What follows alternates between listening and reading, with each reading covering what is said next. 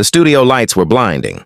The audience clapped as the band played the familiar upbeat intro. Everything looked polished, cheerful, perfectly timed, just like every episode of The Kelly Clarkson Show. Kelly walked to center stage, smiling brightly. "Today we have an incredibly talented guest, the amazing Raye." The crowd erupted in applause. Raye stepped out in a sleek black suit, poised and elegant. She smiled, waved gracefully, and hugged Kelly before sitting down. But there was something subtle in her expression, a seriousness behind her eyes that didn't quite match the playful energy of the room. The interview began smoothly. They talked about Raye's latest album, raw, emotional, deeply personal. Kelly praised her songwriting, her vocals, her vulnerability. "This album feels different," Kelly said warmly. "It feels like you're finally saying everything you've wanted to say." Raye nodded. "I am," she replied. "For the first time in my career, I feel free." The audience murmured approvingly. Kelly leaned forward slightly. "A lot of that freedom seems connected to your past record label situation. You've spoken about feeling trapped under your old contract." Raye's jaw tightened just slightly. "Yes," she said carefully. "I wasn't allowed to release the music I believed in. I felt creatively silenced." Kelly tilted her head thoughtfully. "But contracts are part of the industry, right?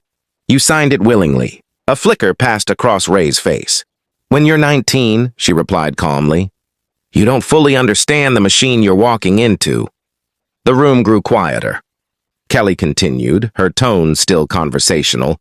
"Some critics say you've been very vocal about that chapter, maybe even overly dramatic. They argue the label helped build your platform." The temperature in the studio shifted.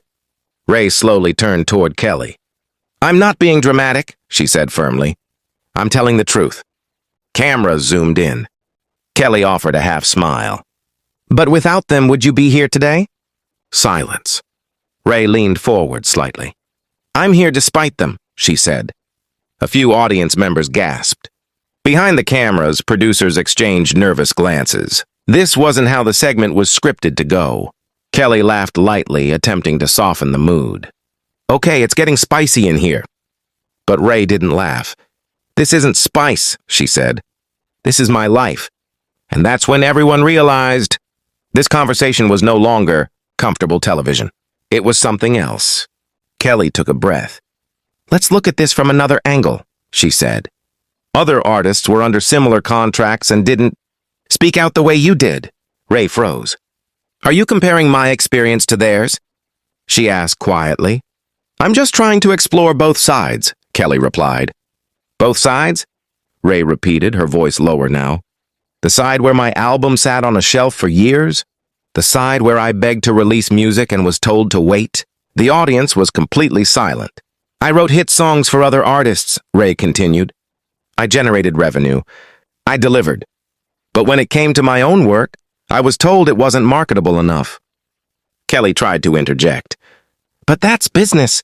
And that was the moment everything shifted. Raye sat up straight. "No," she said sharply. "It's not just business. It's someone's mental health. It's someone's identity." Her voice trembled, not with weakness, but with contained emotion. "When you're told repeatedly that your art isn't good enough, that you aren't commercial enough, you start questioning your worth." I went through depression. That wasn't drama. The studio felt heavy. Kelly's confident composure faltered. "I wasn't trying to minimize what you went through," she said quickly. But when influential voices say, "It's just business," Raye replied, "It sounds like my pain was a strategy meeting." A producer off camera made the cut signal. Kelly forced a tight smile. "We're going to take a quick commercial break." But before the music could play, Raye reached up and unclipped her microphone. The tiny sound of the mic disconnecting echoed louder than any shout. The audience gasped. "I don't need a break," Raye said calmly. Cameras kept rolling. "If my truth makes people uncomfortable, that doesn't mean it shouldn't be said." And then she stood up.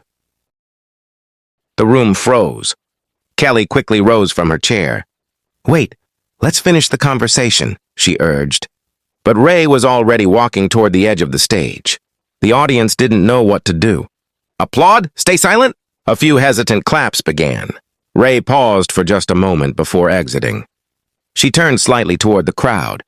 Thank you to those who listen, she said. Then she disappeared backstage. The door closed.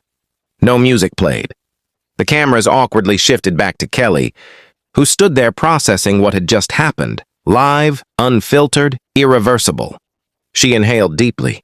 Sometimes conversations are complicated, she said carefully into the lens. And that's okay. But her voice carried tension. The show cut to an early segment break. Within minutes, social media exploded. Clips of the moment flooded timelines. Raye storms off live TV. Heated clash on Kelly Clarkson's show.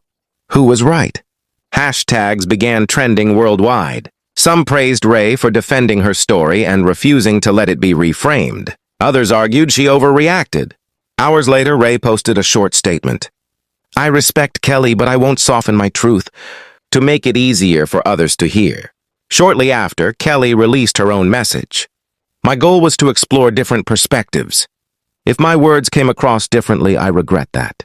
But the moment had already taken on a life of its own. It wasn't just a walkout. It was a boundary drawn in public. A reminder that behind every headline is a human being. And sometimes, silence costs more than confrontation. So what do you think? Was it an overreaction? Or a powerful stand for self-respect? Let us know in the comments.